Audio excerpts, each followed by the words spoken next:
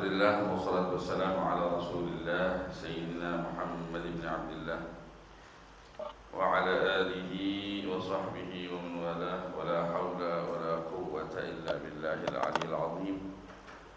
Subhanaka la ilma lana illa ma 'allamtana innaka antal alimul hakim. Rabbana zidna 'ilman warzuqna fahman waftah lana futuhal 'arifin wa faqihna fid-din.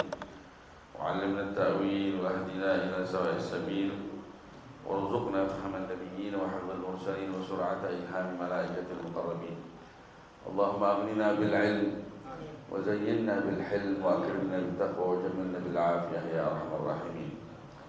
Alhamdulillah, bersyukur kehadirat Allah, salawat dan salam senantiasa tercurah kepada junjungan kita Nabi Muhammad SAW, para hormat, para habaib, para orang tua, para guru, para hadirin jamaah majelis taklim Darul Mustafa yang dimuliakan oleh Allah. Alhamdulillah kembali kita berkumpul di sore hari menjelang malam ini dalam rangka melanjutkan pengajian kita, ya, yang mana pada kesempatan kali ini adalah melanjutkan kajian kitab Risalatul Mu'awanah karya Imam Al-Habib Abdullah bin Ali Al-Haddad. Langsung saja, enggak banyak basa-basi, insyaallah semua hadir di sini panjang umur, sehat walafiat, murah rezeki, gampang segala urusannya, dan diberikan segala hajatnya maupun akhiratnya. Amin ya rabbal alamin. Qala al-Imam Al-Habib Abdullah bin Ali Al-Haddad fi kitabih Risalatul Mu'awanah ila an qala radhiyallahu ta'ala anhu wa anna wa ankum ajma'in. ولا يستطيع أحد أن ينفع خلق الله بمثل دعوتهم إلى الله تعالى بتعريفهم ما يجب له من التوحيد والطاعة وتذكيرهم بآياته وآلائه وتبشيرهم برحمته وتحذيرهم من سخطه الواقع بالمتعرضين له من الكافرين والفاسقين.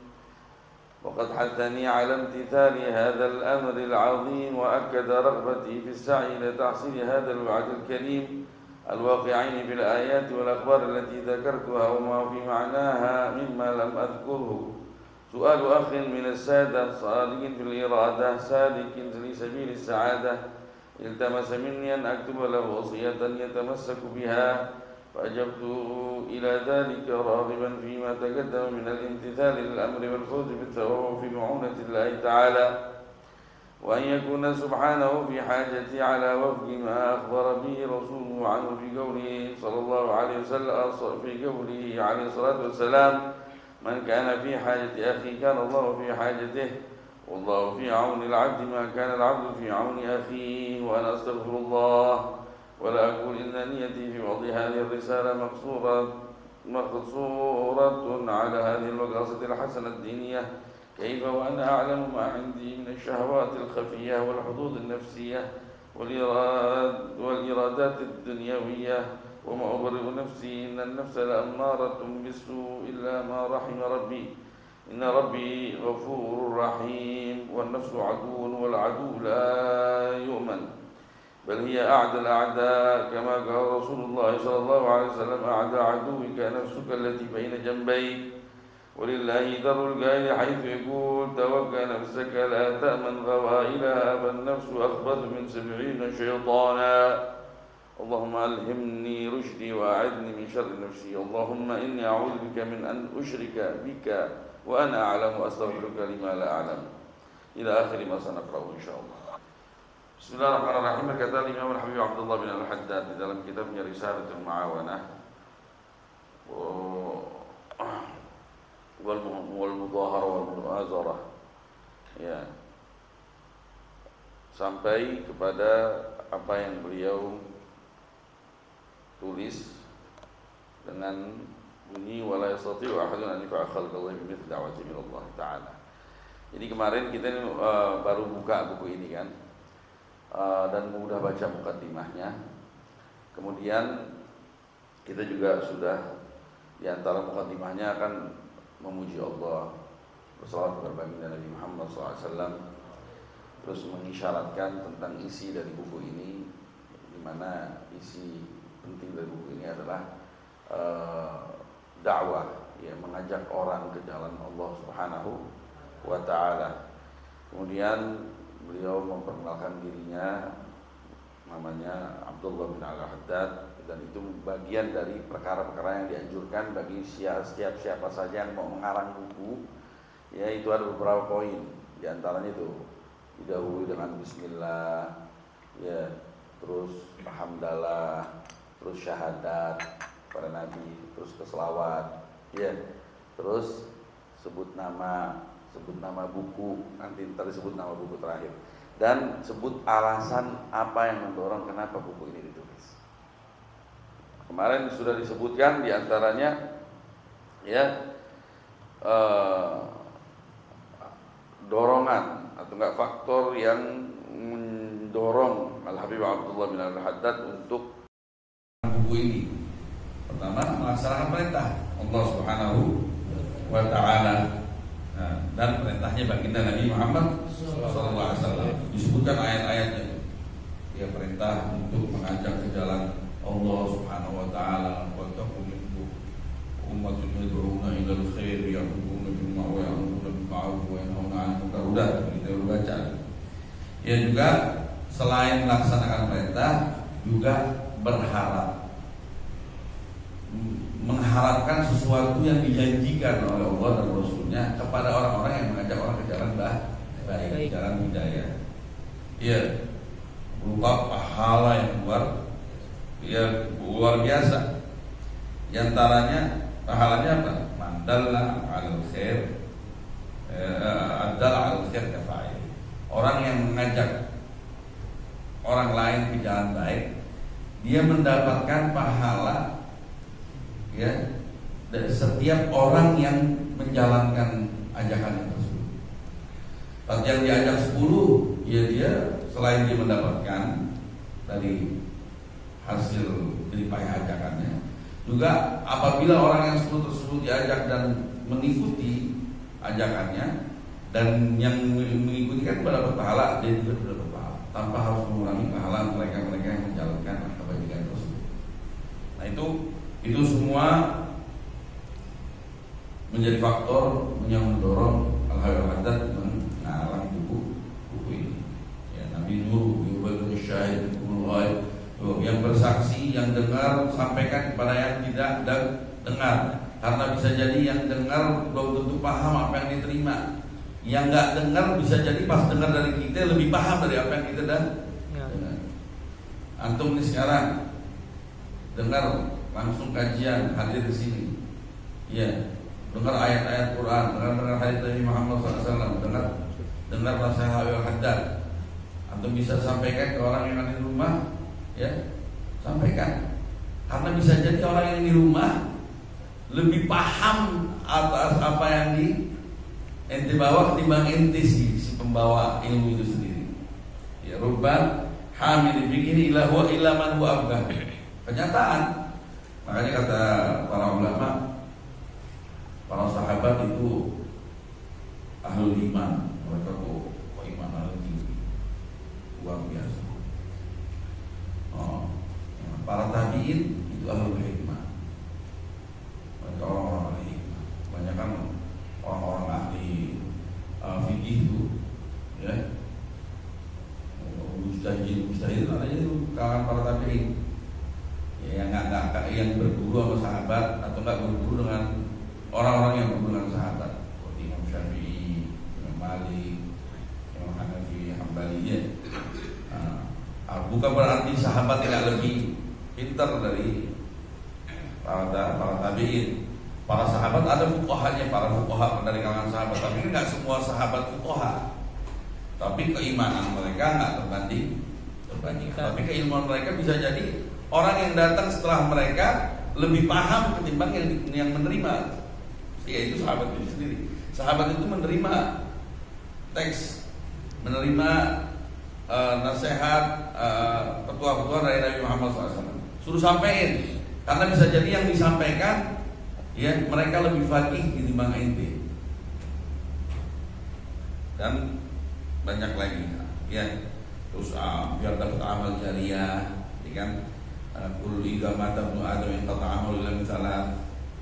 Setiap manusia itu apabila meninggal, ya sumber amal kebajikan ini terputus dari 3 jalur, diantaranya ilmu yang bermanfaat. Dan itu yang disebutkan. Coba ente megang kita kemarin apa nih? Ada catatannya nggak? Apa mana?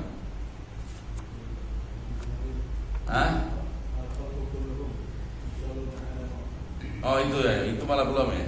Ya alhamdulillah.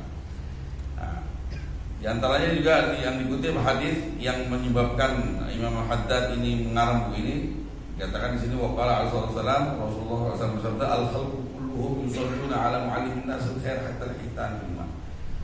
Seluruh makhluknya Allah, ya tak terkecuali, ya sadar atau tidak disadari, mereka berdoa buat orang yang ngajarin manusia kebajikan. Sampai ikan-ikan yang ada di lautan pun mendoakan baik buat orang-orang yang mengajak orang lain untuk ke jalan baik. Nah ini pengen, Allah pengen seperti ini. Pengen makhluk semua mendoain dia. Nah akhirnya inilah yang mendorong dia untuk mengalah. Makanya antum kalau memang Allah berikan kemampuan, keahlian, ya ketekunan, bisa membuat sesuatu yang bermanfaat, buat. Nah mesti berupa buku. Walaupun efeknya ada uangnya misalkan, gimana niatnya? Makanya orang sebenarnya dengan niatnya semuanya bisa jadi pahala. Antum jadi insinyur pembangunan, atau insinyur sipil, ya konstruksi. Antum niatin jasa antum itu untuk membantu orang, menyampaikan hajat orang. Itu yang nomor 1 ini prioritas itu. Dan lama lagi urusan efek. Ya ini ada biaya capeknya, biaya jasa buat biaya apa yang ngasih ngupain orang-orang yang tak bantu kita ya sedikit. Orang kalau niat begitu ntar ya kurang lebih deh. Orang yang, tapi kalau misalnya orang yang butuh bantuan, akhirnya kita dengan nggak berat hati kita malah bantu. Ada orang yang membangun yayasan, ya udah, anak gambarin sih, udah anak mau ambil amal baiknya. Tapi akhirnya gara-gara itu dia jadi dikenal. Kalau mau gambar pakai dia gitu. Nah, jadi semua keahlian yang dimiliki yang bermanfaat, kalau antum niatkan baik, dapat dunia sama akhirat. Ya. Terus al-Hayyuhatta bilang waqala al-khalqu kulluhum iyallah wa habbu min Allah ta'ala tu'amil iyal. Semua makhluk Allah ya adalah ibarat seperti anak-anak keluarganya Allah. Semua makhluknya Allah adalah keluarganya Allah. Wa habbu min Allah ta'ala tu'amil iyal. Dan yang paling Allah sayangin, yang paling Allah cintai di antara keluarganya, ya, adalah yang paling bermanfaat kepada saudara-saudaranya yang lain. Kita punya keluarga, kita punya anak, kita punya santri. Satu di antaranya, masya Allah, paling luar biasa, ya, paling utama itu kebutuhan saudaranya yang lain, dia lebih niat. Nah, paling sayang apa aja dia. Nah, Allah mengibaratkan makhluknya Allah Subhanahu wa taala semuanya itu ibarat keluarganya Allah. Nah, yang paling Allah sayangi di antaranya adalah yang paling bermanfaat di antara keluarga. Nah, dan yang menariknya lagi, ya, tidak ada satupun orang kata Haddad, wala yastati ahadun an yanfa'a khalqallah bi da'wah. Tidak ada bentuk manfaat yang paling dahsyat melebihi manfaat tatkala kita mengajak orang ke jalan Allah Subhanahu wa taala. Tidak ada pahala, ya,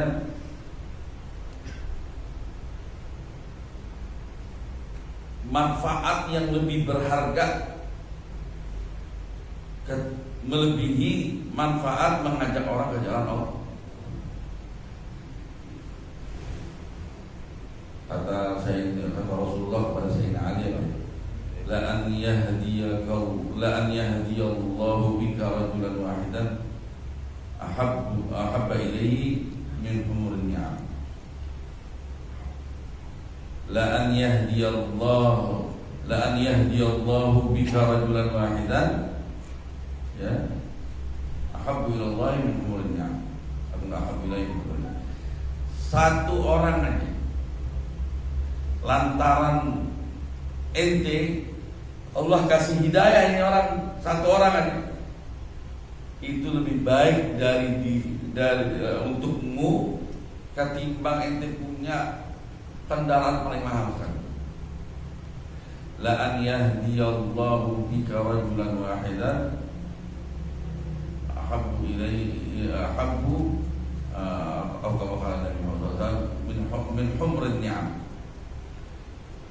Satu orang dapat hidayah dari Allah lantaran kita, ya, itu manfaatnya, ya, sesuatu ini lebih baik, lebih berharga ketimbang ente mendapatkan mobil Ferrari misalnya, Lamborghini, Ferrari,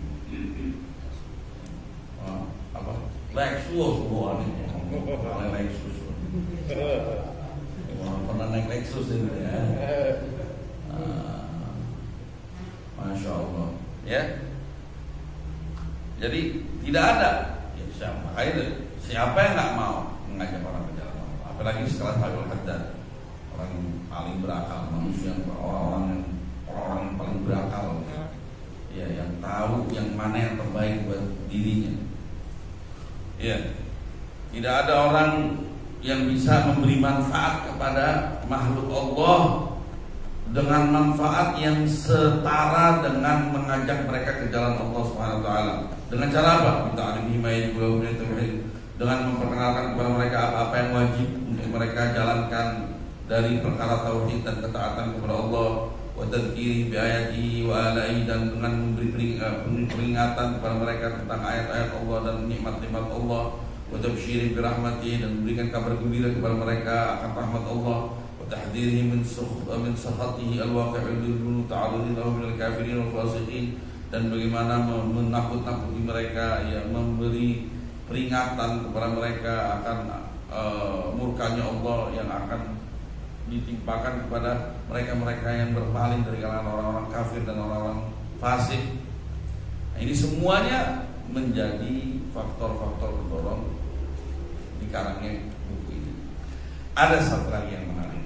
Nah, di sini waqad hazzani 'ala imtithali hadzal amr al-'azim wa akkada raghbati fi as-sa'i ila tahsil hadzal wa'd al-karim al-waqi'i fil ayatil akbar allati dzakartuha wa ma fi ma'naha mimma lam nadhkuru su'al akhin minas sadah. Juga di samping menjalankan perintah Allah, ya, ada, ya, istilahnya di samping hal yang tadi itu ada lagi faktor yang mendorong saya, makin saya semangat untuk menjalankan perintah Allah, makin saya semangat untuk meraih pahala yang Allah janjikan, yang disebutkan di dalam ayat-ayat Quran dan hadis-hadis yang sudah saya sebutkan tadi, atau yang semisal dengan itu yang belum saya sebutkan. Apa faktor yang terakhir ini yang mendorong saya makin lebih semangat lagi? Permohonan teman. Su'alu akhin minas sadah.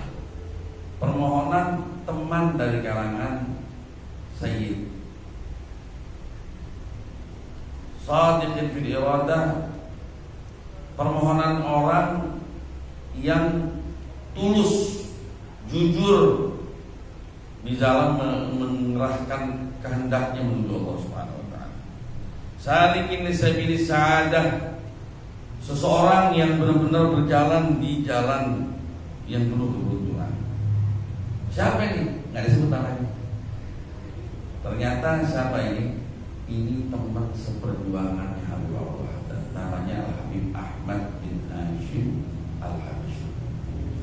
Ahmad bin Hashim bin Ahmad Sahib Syekh Al-Habsyi. Ini dia teman sejawat Habib Abdullah bin Al-Haddad.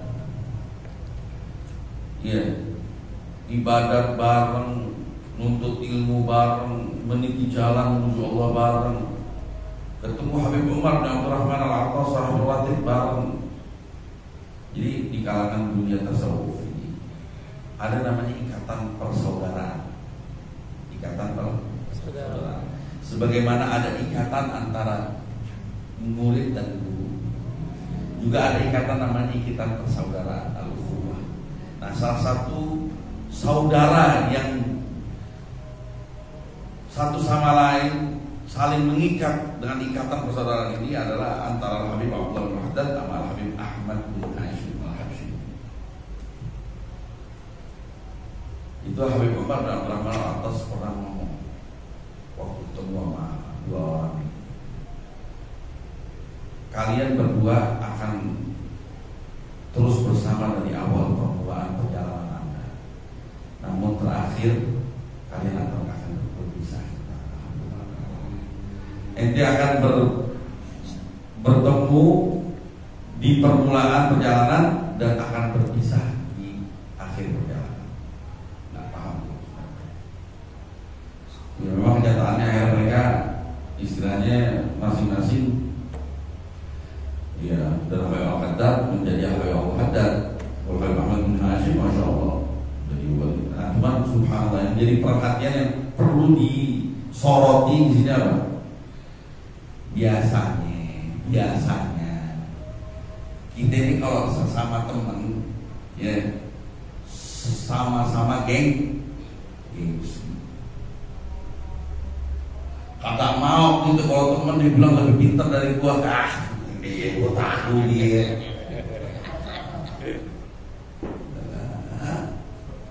Ini kan, kawan teman, ya, gua pakai terus, gua tahu dia. Ini asing mata gue ini. Nah, itu ada istilahnya, itu ada pepatahnya, al-mu'asir la yunasir.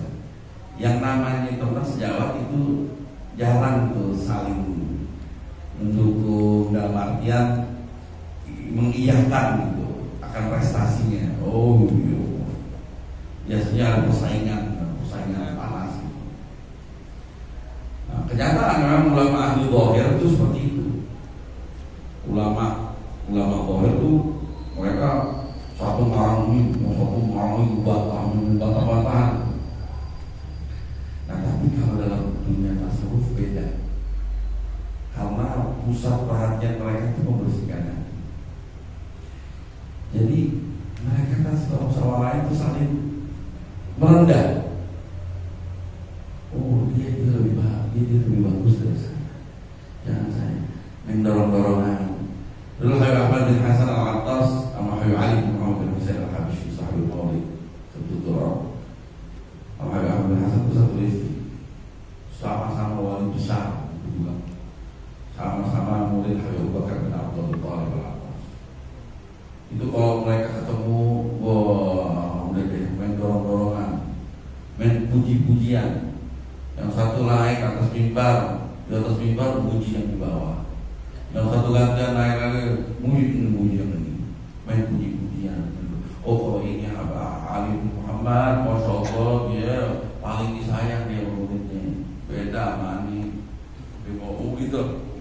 Nah, ini Habib Ahmad bin Hashim Al-Habsyi, teman sejawat, berjuang bareng, belajar bareng, minta ditulisin buku sama temannya sendiri Habib Al-Haddad untuk supaya jadi pegangan buat jalan.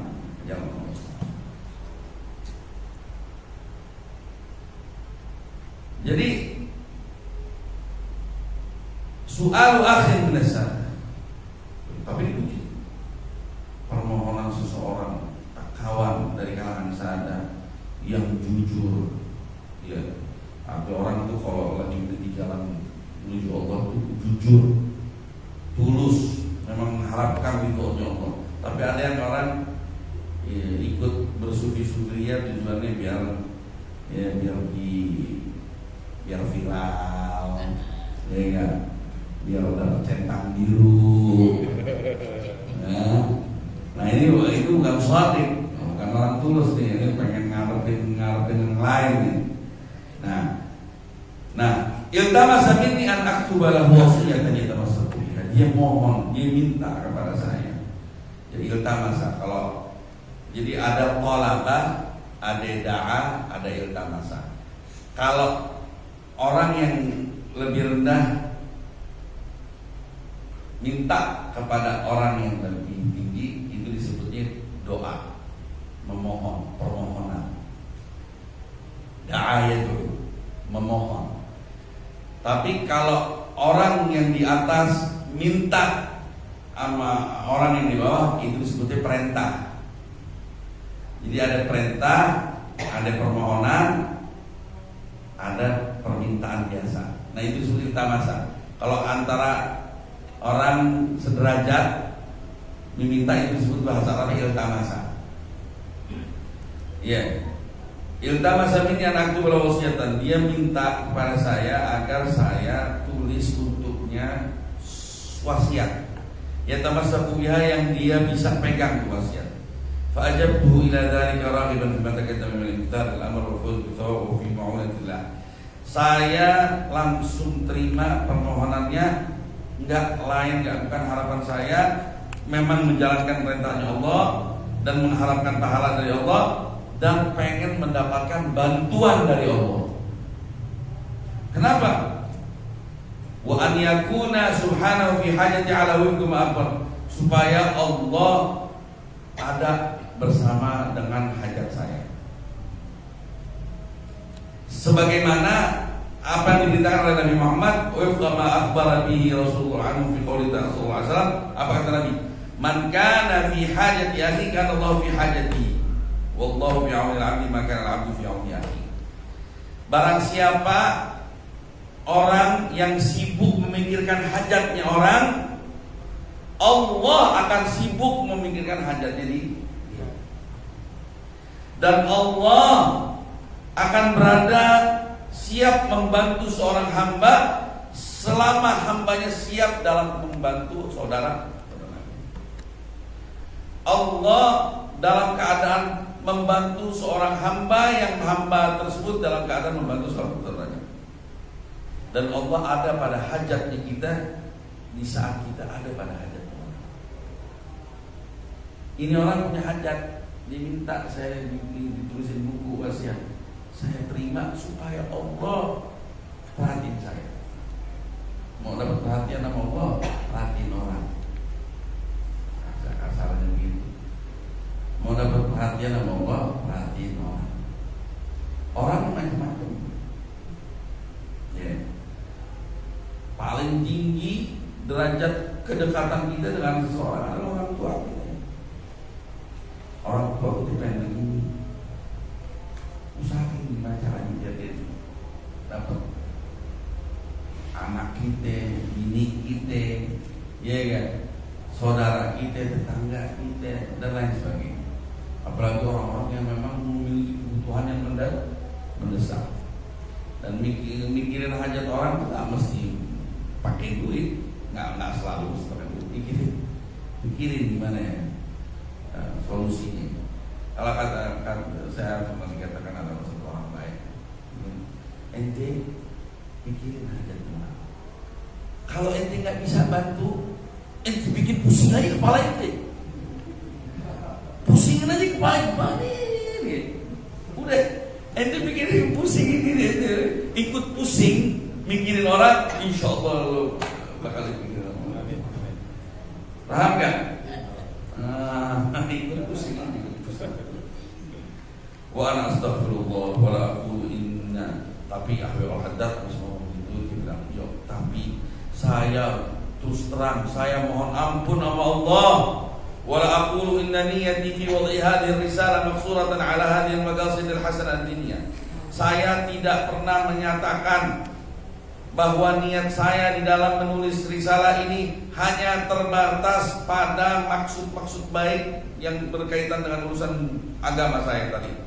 Kaifa, bagaimana tidak, wa ana a'lamu, sedangkan saya tahu ma indi minasyahawat al-khafiyah, apa yang ada tertanam dalam diriku berupa syahwat-syahwat yang tersembunyi. Haddad tuh nggak mau membersihkan dirinya, enggak. Gua ngakuin gue ini masih banyak salah. Aneh banyak nafsu. Mungkin aneh masih mengharapkan pujian ini Habib Haddad. Tapi kalau kita menilainya ini tawadhu dari Habib Haddad. Ya kan? Saya bagaimana tidak, saya yang tahu apa yang ada pada diri saya berupa syahwat-syahwat yang tersembunyi dan keinginan-keinginan nafsu yang ingin disampaikan, dan iradat dunia dan harapan-harapan keuntungan duniawi yang ada pada diri saya ini. Wa ma ubarri'u nafsi innan nafsa la'ammaratun bisu' illa ma rahima rabbi inna rabbi ghafurur rahim. Habib Haddad meminjam ayat Quran, yang mana ayat Quran ini merupakan hikayat dari ucapan Nabi Allah Yusuf. Ya, Nabi Allah Yusuf pernah ngomong begini, diabadikan dalam Al-Quran, wa ma ubarri'u nafsi, saya enggak menganggap nafsu saya ini aman.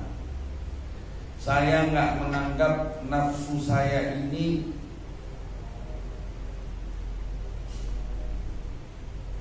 bersih. Inna nafsa la'ammaratun bisu', karena sesungguhnya setiap nafsu pasti akan mengajak ke jalan buruk. Illa ma rahima rabbi, kecuali siapa-siapa yang Allah taruh rahmat kepada mereka. Jadi kita jangan pernah merasa aman ajakan diri kita sendiri. Paham? Oh, harus itu ya, orang-orang berakal, tahu yang mana yang baik yang kagak. Percaya sama diri. Nafsu pasti mengajak kepada yang ya. Kecuali yang dirahmati oleh Allah Subhanahu. Semoga kita tergolong orang-orang yang dirahmati oleh Allah. Wan nafsu adu, kata Imam Haddad. Nafsu adalah musuh. Wal adu la yu'man. Dan yang namanya musuh, jangan pernah Anda merasa aman sama musuh. Bal hiya adalah ada, bahkan nafsu adalah musuh yang paling jahat. Qala kama qala Rasulullah SAW, sebagai Rasulullah SAW katakan, a'da aduwika nafsuka allati baina janbayk, paling dahsyatnya musuhmu adalah nafsumu yang ada di antara dirimu.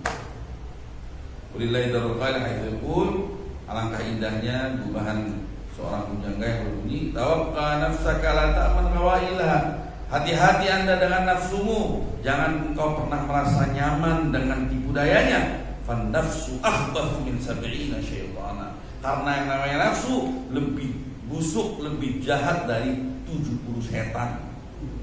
Wah. Setan kerjanya sebentar. Dibiasain kita berbuat jahat, habis itu dilepasin. Nah, karena itu udah terbiasa berbuat jahat. Selebihnya nafsu yang ngerjain jahat. Kerjaan setan sebentar. Setan bisa diusir, bisa dibunuh, tapi kalau nafsu nggak bisa dibunuh, ini diri kita sendiri. Allahumma alhamni rusdi wa a'idni syarri nafsi. Ya Allah, ilhamilah kedewasaan untuk diriku dan lindungilah aku dari jahatnya hawa nafsu. Allahumma a'udzubika min an usyrika bika wa ana a'lam wa astaghfiruka la ilaha illa anta. Ya Allah, aku berlindung kepadamu dari mempersekutukan dirimu sedangkan saya tahu. Aku berlindung kepadamu dari satu sikap. Apa itu sikap? Sikap mempersekutukan dirimu sedangkan aku tahu aku lagi mempersekutukan dirimu. Salah satunya itu dia. Tahu dirinya nggak ikhlas, tapi ngakunya ikhlas. Tahu dirinya mengharapkan keuntungan duniawi, tapi ngomongnya enggak. Ada jujur, nggak mengharapkan lagi. Baik, itu lagi nanti. Karena si monologin ente, ya ngomong begitu kalau mau tilep nih orang. Nggak boleh begitu. Ya astagfirullah limalam, dan aku mohon ampun kepadamu dari apa yang aku tidak ketahui. Dah sampai di situ. Insyaallah di kesempatan berikutnya kita akan lanjutkan. Nah, di kesempatan berikutnya Habib Abdul Haddad akan masih meneruskan apa yang menjadi gaya penulisannya. Ya, di dalam buku ini dan masih banyak hal-hal